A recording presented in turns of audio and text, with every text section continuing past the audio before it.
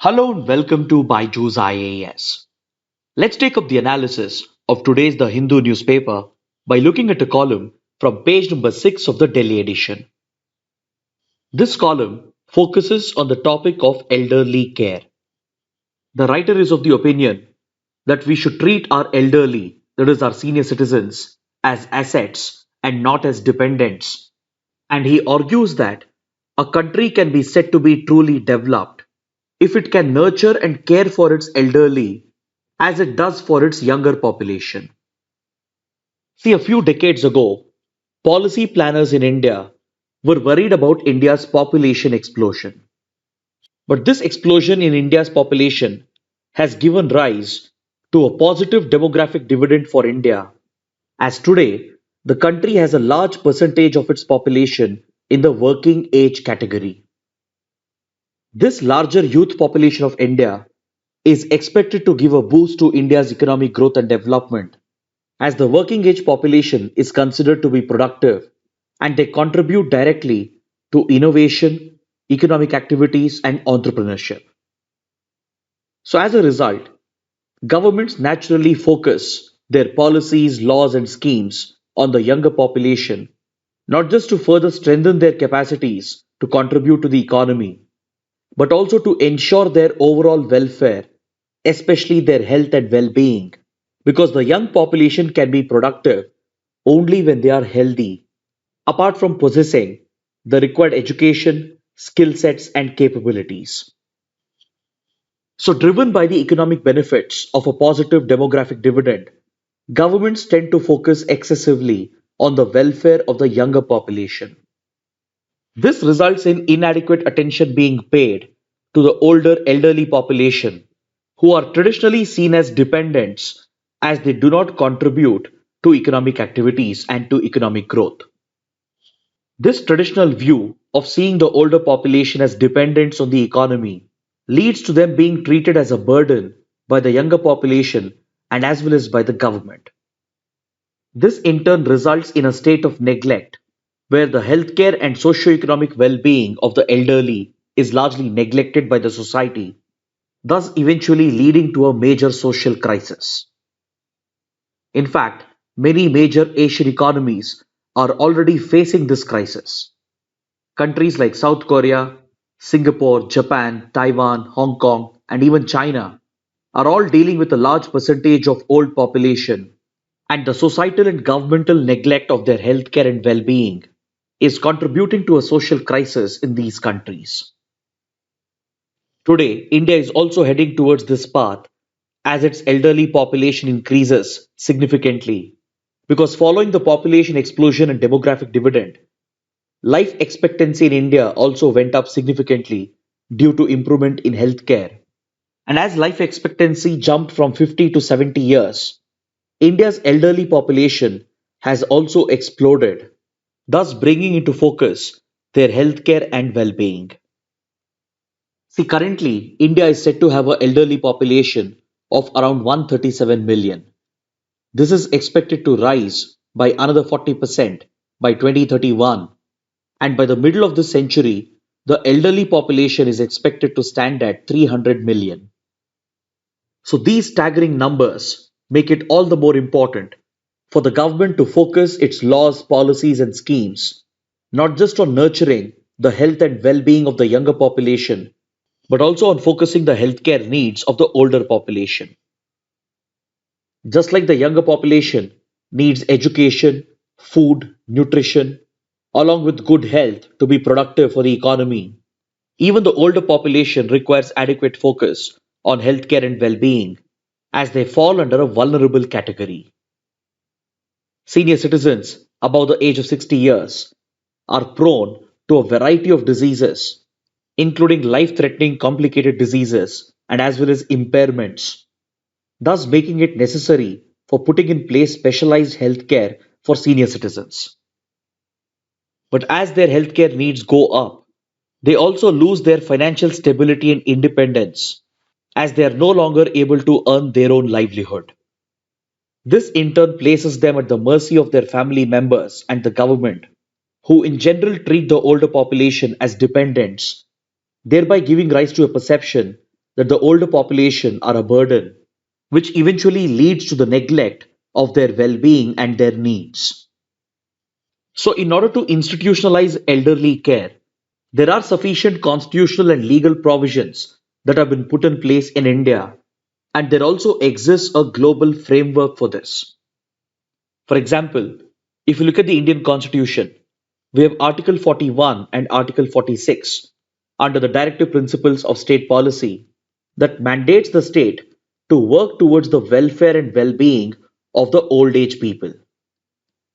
Article 41 mandates the state to provide for public assistance to people of old age, and Article 46 calls upon the state to promote the educational and economic interests of the weaker sections.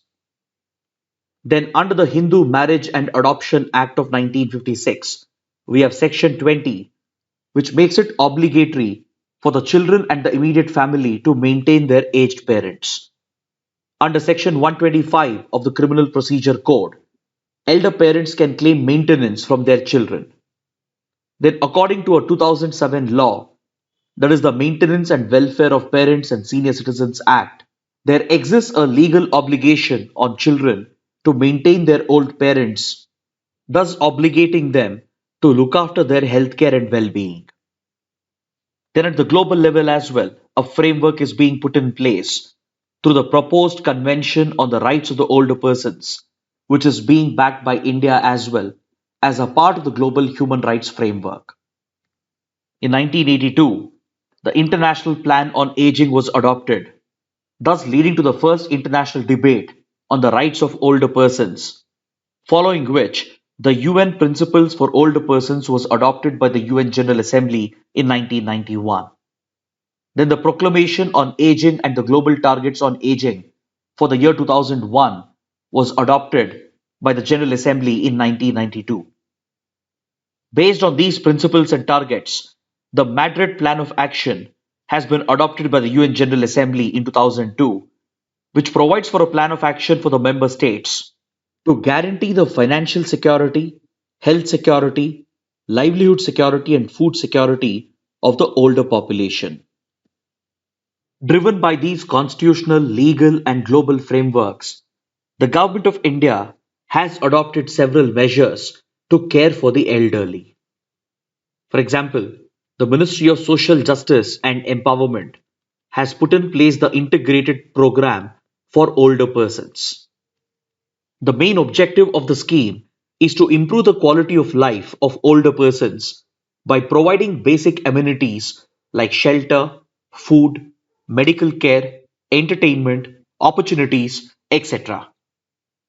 Then there is the Rashtriya Vayoshri Yojana, which is again run by the Ministry of Social Justice and Empowerment, and this central sector scheme is funded from the Senior Citizens Welfare Fund. The fund was notified in 2016, and all unclaimed amounts from small savings account, PPF, and EPF are to be transferred into this fund. These funds are in turn used to provide basic assistance to the older population in order to take care of their health and well being. Next, we have the Indira Gandhi National Old Age Pension Scheme, which is implemented under the National Social Assistance Program. This extends social assistance for the older population and provides for basic financial support to this category of weaker section. Then there is also the Varishta Pension Bima Yojana, which is run by the Finance Ministry, and it was launched in 2003 and relaunched in 2014. It is essentially a social security scheme that provides for an assured pension to provide basic financial support for the elderly. Then there is the Pradhan Mantri Vaya Vandana Yojana, which was launched recently in 2017 to provide social security for the old age people. This is essentially a simplified version of the Varishta Pension Bima Yojana, and it is being implemented by the Life Insurance Corporation of India. Then there is also Ayushman Bharat, which provides for insurance coverage for taking care of the healthcare expenses of the elderly. But however, the writer points out that despite the existence of all these schemes and policies, the healthcare and well-being of the elderly is largely neglected in India. The writer also points out that the existing schemes and policies are grossly inadequate, and it is promoting the attitude of treating our elderly as dependents and not as assets to the economy. The writer says that if the policies are fine tuned and if better focus is given to the care of the elderly population, then they can become assets to the economy because of their wide experience and skill sets. It's the responsibility of the government and the society to push for the right kind of laws, policies, and schemes so that the health and well being of the elderly is taken care of so that they can function as true assets for the economy. But for this to happen, India has to provide special attention to its healthcare infrastructure and healthcare policies, which are way below the global standards. If you look at the HAQ index or the Healthcare Access and Quality Index, you will notice that India has been ranked very poorly at the 145th position out of 195 countries.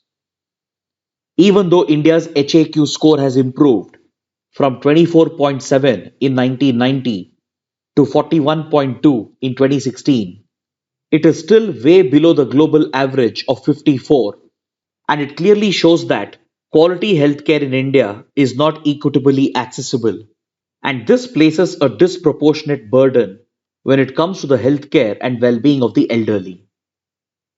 Studies such as the National Family Health Survey have clearly shown that a majority of India's old population they fall into the poor category and they come from economically weaker sections.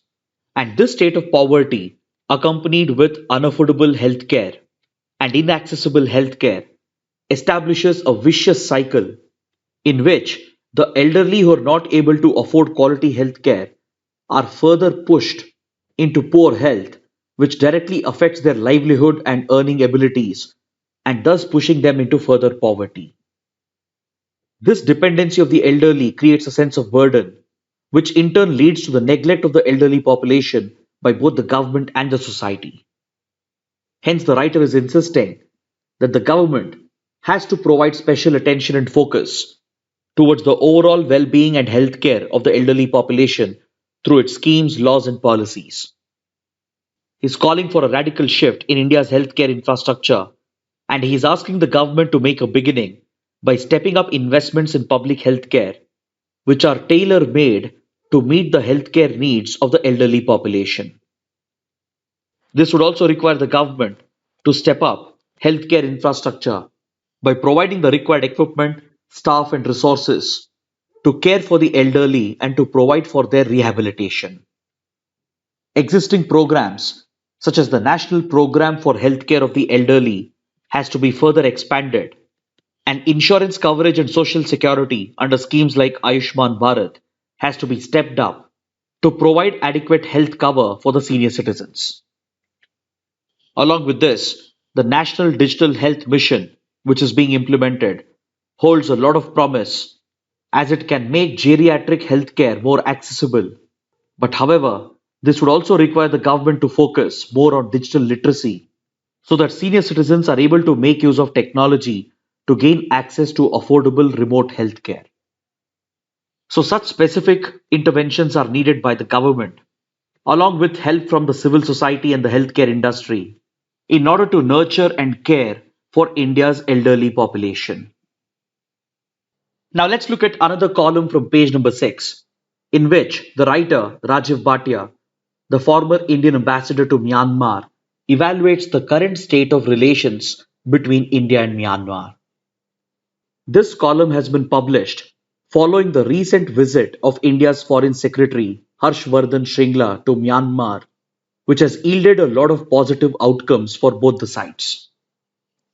The writer says that the visit of India's Foreign Secretary and some of the achievements that were brought out represents the middle path that India has always been taking towards Myanmar compared to the policy of threats and sanctions that has been used by Western countries such as the United States and as well as by European countries in the European Union while responding to the violation of democratic principles that has been done repeatedly by the military of Myanmar.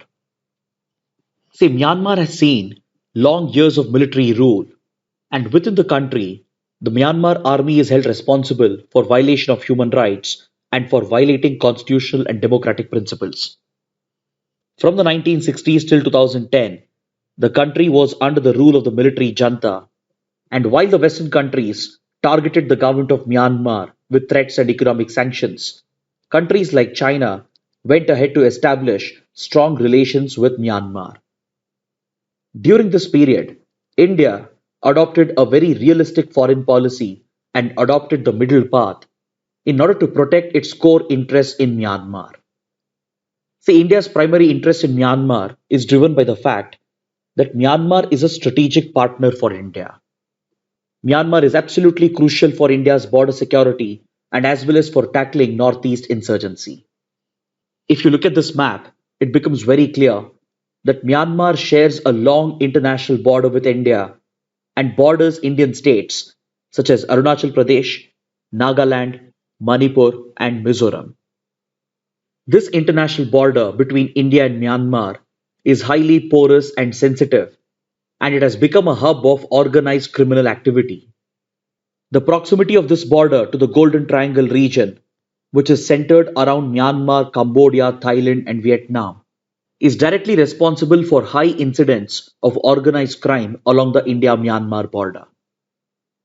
All types of organized crime, including drug trafficking, arms smuggling, wildlife trafficking, etc., is very rampant, and this in turn directly contributes to insurgency in the northeastern states. Several northeast insurgent groups have found a safe haven across the border in Myanmar, and reportedly, countries like China have often used Myanmar as a base to target India through their covert proxy wars. Reportedly, China has sponsored several northeast insurgent groups against India by using Myanmar as a base. So, for these border security reasons and for these strategic reasons, Myanmar has always been a crucial partner for India, and these security and strategic interests represent the core interests of India. So, in order to counter the Chinese influence and to secure India's core interests, India has always adopted a realistic foreign policy towards Myanmar's government. And even when the military was in power, India maintained good relations with Myanmar's military. Over the last one decade, Myanmar made a slow transition towards a hybrid democracy where it experimented with democratic elections. Between 2010 and 2015, Myanmar implemented partial democracy, and these gradual reforms were welcomed by India. Then, between 2015 and 2020, the National League for Democracy, which is led by Nobel Peace Laureate Aung San Suu Kyi, won the elections, even while she wasn't allowed to lead the party or the government. But India welcomed all these democratic reforms and went on to build stronger relations with Myanmar's government. But during last year's elections, the landslide victory which was being secured by the NLD threatened the Myanmar military, and it went ahead to disrupt the elections by declaring it as a fraudulent election. And the military not only overturned the results, but it also removed the government from power and declared a state of emergency and has re-established military rule in the country. Following these developments, Western countries have again reacted in a predictable manner and have reimposed economic sanctions and brought back threats against Myanmar. Whereas Russia and China, on the other hand, have seen this as an opportunity to build stronger relations with Myanmar's military. The ASEAN grouping, which represents the Southeast Asia region, tried to follow a middle path but eventually failed as Myanmar's leadership failed to make any concessions. So, this is where India has tried to strike the middle path to continue maintaining strong relations with Myanmar's military and government by providing substantial assistance, while slowly and gradually nudging the Myanmar military to introduce political and democratic reforms. So, during the recent visit of India's Foreign Secretary, India has called upon Myanmar to release the political prisoners, to end the violence in the country, and to initiate a dialogue so that a democratic order could be brought back to the country through cooperation. While insisting on these democratic changes, India has continued supporting Myanmar through substantial investments in the country. Today, India has emerged as a key investor and as a strategic partner for Myanmar. India not only supplies key weapons to Myanmar's military, but recently it even supplied a submarine to strengthen the capabilities of Myanmar's navy. Plus, India has invested in strategic connectivity projects such as the India Myanmar Trilateral Highway Project and the Kaladan project. You can see these strategic projects being represented in these two maps over here. This is the India Myanmar Thailand Trilateral Highway that connects the key commercial centers of the three countries. And the Kaladan project, on the other hand, offers multimodal connectivity from India to Myanmar and as well as an alternative route to connect with the northeast of India. While these substantial investments have brought India closer to Myanmar, these projects are yet to be completed by India, thereby affecting the credibility of India's investments in the country. So during the recent visit, the Foreign Secretary has taken stock of these Indian projects, and India has promised all the assistance for Myanmar's government, provided if Myanmar ensures that the core security and strategic interests of India are protected. So if Myanmar helps India in tackling organized crime and in destroying the safe havens for Northeast insurgents, and if it continues balancing Indian interests with Chinese interests, then India would be more than willing to follow the middle path and slowly push Myanmar towards democratic reforms without using threats or sanctions like the Western countries. So it's in this context that the writer argues that India has high equity in Myanmar, meaning India has great leverage with the top leadership of Myanmar, which it can use to protect its interests and as well as to bring stability to the country. Now let's look at this column from page number 7, which refers to the ongoing Iran nuclear talks. See, at Vienna in Austria, efforts are being made to bring the United States back into the Joint Comprehensive Plan of Action. The JCPOA, or also known as the Iran Nuclear Deal, was signed in 2015 between the United States, the European Union, Iran, and other key members of the P5+1 group, which includes UK, France, Russia, China, and Germany. See, P5 refers to the five permanent members of the UN Security Council. That, of course, includes US, UK, France, Russia, and China.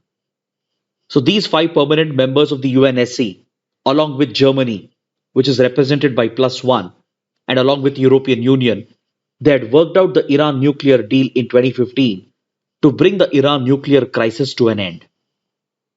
This deal brought a sense of stability in the US-Iran relations because the United States, along with Israel, were firmly opposed to the development of nuclear weapons by Iran. Prior to 2010, these tensions had almost brought these countries to the brink of war, but fortunately it was averted due to the signing of the Joint Comprehensive Plan of Action. Under the deal, Iran agreed to scale back its weapons program in return for lifting of economic sanctions by the US, which had crippled the Iranian economy. The implementation of the deal had reduced the tensions between US and Iran. But however, in 2018, President Donald Trump unilaterally withdrew the US from the Joint Comprehensive Plan of Action and reimposed crippling economic sanctions against Iran. This again led to a heightened round of tensions between 2019 and 2020, where the United States kept attacking Iranian interests, including assassinating its top general. And such hard military actions by the US was encouraged by Israel, which shares intense rivalry with Iran. On the other hand, Iran retaliated against American and Israeli interests by primarily targeting Saudi Arabia and other countries of the Gulf region, which are represented by the GCC grouping or the Gulf Cooperation Council. As a part of this covert proxy war, Iran has backed the Houthi rebels in Yemen, and by destabilizing Yemen and pushing it into a civil war, Iran has targeted the Saudi Arabian interests in the region. So during the term of Donald Trump, tensions were heightened between US and Iran, and as well as between Israel and Iran and Saudi Arabia and Iran. But now with the change of leadership in the United States, Fresh negotiations were started at Vienna to bring the United States back into the nuclear deal so that normalcy could be restored between US and Iran. But in these ongoing negotiations, Israel is again adopting a harsh position and is trying to push for military action and economic sanctions against Iran in order to cripple its capabilities. But the Gulf countries, on the other hand, represented by the GCC, and the leaders of this regional grouping, that is Saudi Arabia and United Arab Emirates, realize that continued hostility with Iran is against their own interests, and hence they have started opening up to Iran while parallelly maintaining their strong relations with US and Israel. Recently, several attempts have been made to establish a working relationship between Iran and Saudi Arabia and United Arab Emirates so that these regional rivals can first bring down their rivalry, which would allow each other to make concessions in order to bring about regional stability. In this regard, countries like UAE are proving to be very useful, as UAE has recently established diplomatic ties with Israel with the backing of the US, and it has also been seen to be opening up to Iran. And these links being created by the GCC countries is going to be crucial to determine the outcomes of the ongoing negotiations with regard to bringing the US back into the Iran nuclear deal. Next, on page number 15 of the online edition of the paper, The Hindu explains the India Out campaign which has taken root in Maldives. See, Maldives is a key neighbor and a key maritime security partner for India in the Indian Ocean region. Traditionally, the two countries have enjoyed very close relations until it was disturbed for the first time in 2012.